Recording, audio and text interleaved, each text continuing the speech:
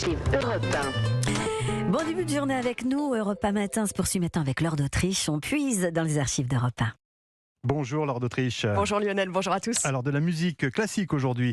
En février 27, le violoniste virtuose Yehudi Menuhin a donné son premier concert à Paris à l'âge de 10 ans seulement.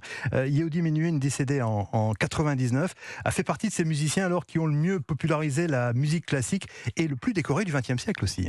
Oui, ses parents d'origine juive russe encouragent Yehudi Menuhin à jouer sur toutes les scènes du monde. Premier concert à 5 ans, un chef d'orchestre dira un jour « Il est impossible qu'un enfant sache ce qu'il sait. Le violon est l'un des objets les plus extraordinaires que l'homme ait jamais façonné », raconte sur Europe 1 Yehudi Menuhin en 1996. C'est l'objet qui se rapproche le plus de l'être humain même, ayant une voix, vibrant, communiquant, répondant.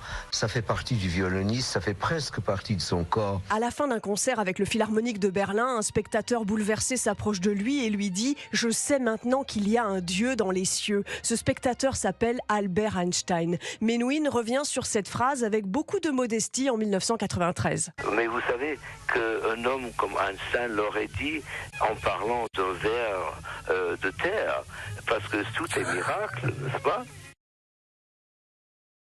Tout est miracle, disait Yehudi Menuhin. Le violoniste est aussi de tous les combats pour la paix. Alors, c'est un militant et un citoyen du monde.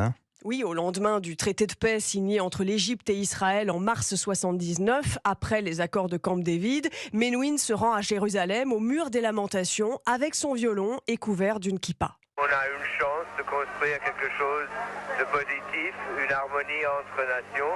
C'est pour ça que je vais jouer quelques notes devant le mur, oui. Extrait de la 3e partita de Jean-Sébastien Bach, un geste que renouvellera son ami le violoncelliste Rostropovitch 10 ans plus tard devant le mur de Berlin. Mais à la fin des années 90, son avis sur la politique a changé. J'ai pas tellement de confiance dans la politique.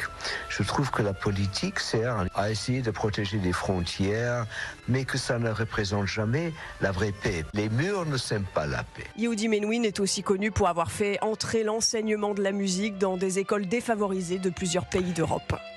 Merci Laure d'Autriche. À demain dans la matinale week-end d'Ella Medjahed pour une nouvelle plongée dans les archives d'Europe 1.